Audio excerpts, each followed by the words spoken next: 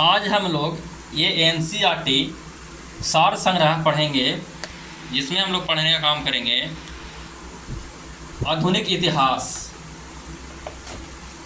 और मैं इस पूरा आधुनिक इतिहास को इस पर डाल देने का काम करेंगे। हर एक वीडियो पेज बाय पेज पूरा डाल देंगे। देखिए, आधुनिक इतिहास शुरू करने जा रहे हैं। देखिए, ये है आपका आधुनिक इतिहास। सबसे पहला बोलता है यूरोपीय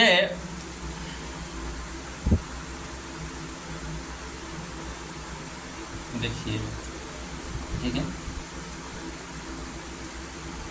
व्यापार नहीं आ रहा है ना, और जूम कर देते हैं थोड़ा सा।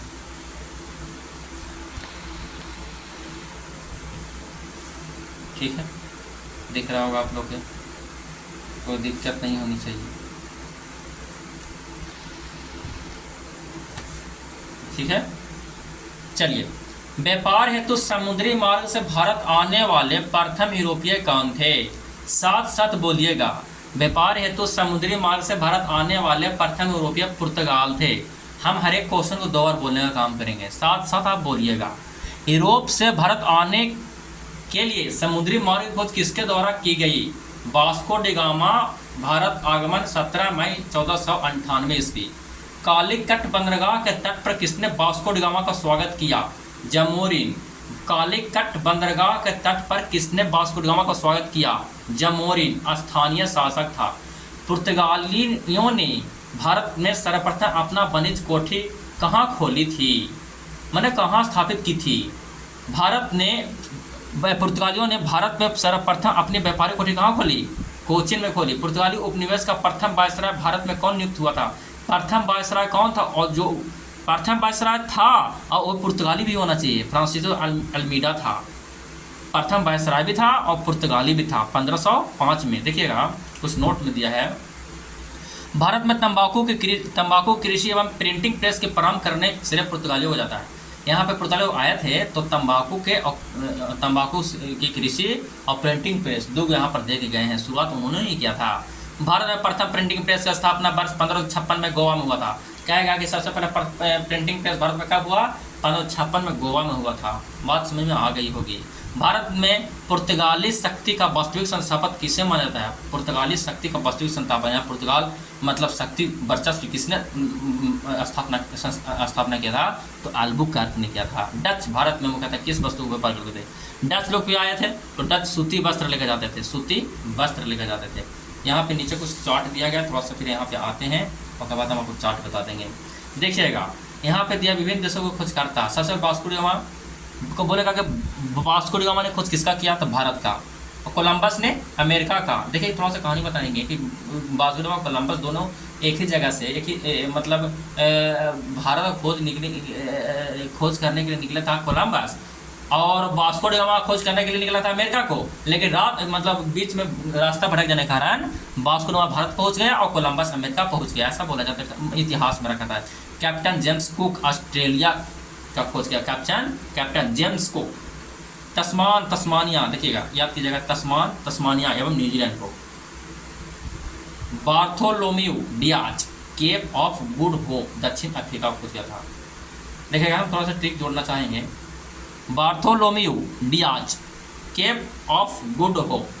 मेरा जो मियाज है ना वो गुड है, तो डियाज का खोज किसने किया? गुड होप ने किया। हिंद महासागर में व्यापार को नियंत्रित करने के लिए शांत या नीले जल की नीति किसने लागू की? फ्रांसिस्को अल्मीडा ने की।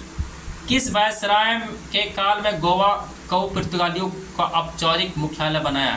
गोवा को पुर्तगालियों का औपचारिक मुख्यालय कहाँ बनाया? Nino da Cunha. पुर्तगालियों ने हिंद महासागर क्षेत्र में व्यापार पर नियंत्रण स्थापित करने के लिए कार्टेज आर्मेडा काफिला पद्धति प्रारंभ की। पुर्तगालियों के बाद भारत में व्यापार करने आए डच कहाँ के निवासी थे? डच कहाँ के थे? पुर्तगाली के बाद कौन आया? डच आया। यहाँ से क्वेश्चन पूछेगा। हॉलैंड के थे, वर्तमान नीदरलैंड बोला जाता है। देखिएगा, यहाँ पे दिया है आपका एक पूरा चार्ट। सबसे पहले पुर्तगाली ईस्ट इंडिया कंपनी कब आया? कंपनी कहाँ का था? पुर्तगाल के। कब आया? 1498। प्रथम फैक्ट्री कहाँ लगवाई? कोचिन में।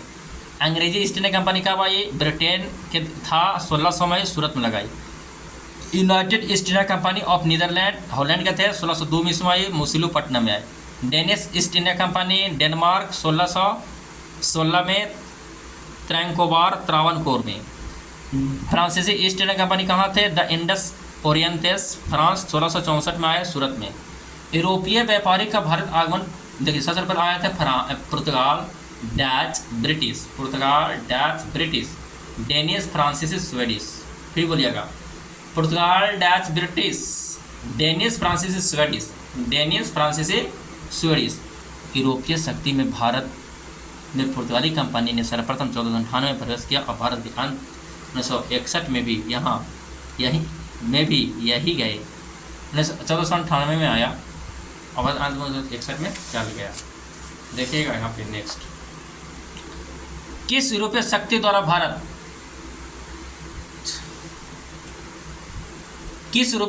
भारत में मसालों के निर्यात के स्थान पर कपड़ा के निर्यात की प्राथमिकता दी गई है? डचों द्वारा। भारत के साथ व्यापार के लिए सर्वप्रथम संयुक्त पूंजी कंपनी किसने आरंभ की? डचों ने। भारत के साथ व्यापार के लिए सर्वप्रथम संयुक्त पूंजी कंपनी किसने आरंभ की? डचों ने। वर्ष 1759 में बेदरा का युद्ध किन दो यूरोपीय शक्ति के बीच लड़ा गया? वर्ष 1759 ईस्वी में बेदरा का युद्ध किन दो देशों के बीच लड़ा गया? डच और अंग्रेज। लंदन में ब्रिटिश ईस्ट इंडिया कंपनी के गठन के समय भारत का सम्राट कौन था? लंदन में ब्रिटिश ईस्ट इंडिया कंपनी के गठन के समय भारत का सम्राट कौन था? अकबर। ब्रिटिश सम्राट जेम्स प्रथम का दूत बनकर भारत में व्यापारिक कोठी स्थापित करने के उद्देश्य से जहांगीर के दरबार में आने वाला ब्रिटिश नागरिक कौन था? कैप्टन सॉकेस 1608 में था। 1608 में ब्रिटिश सम्राट जेम्स प्रथम का दूत बनकर भारत में व्यापारिक कोठी स्थापित करने के लिए उद्देश्य से जहांगीर के दरबार में आने वाला ब्रिटिश नागरिक कौन था? कैप्टन सॉकिंग्स। देखिए ब्रिटिश ईस्ट इंडिया कंपनी द्वारा भारत में प्रथम अस्थायी कारखाने मसूलीपट्टनम 1611 में तथा प्रथम अस्थायी कारखाना सूरत 1613 में स्थापित किया गया। प्रथम अस्थायी कारखाना जो शुरू किया था मसूलीपट्टनम में 1611 और दूसरा बात 1613। तब बोलेगा यहाँ पर कैप्टन सॉकिंग्स ने बनाया था।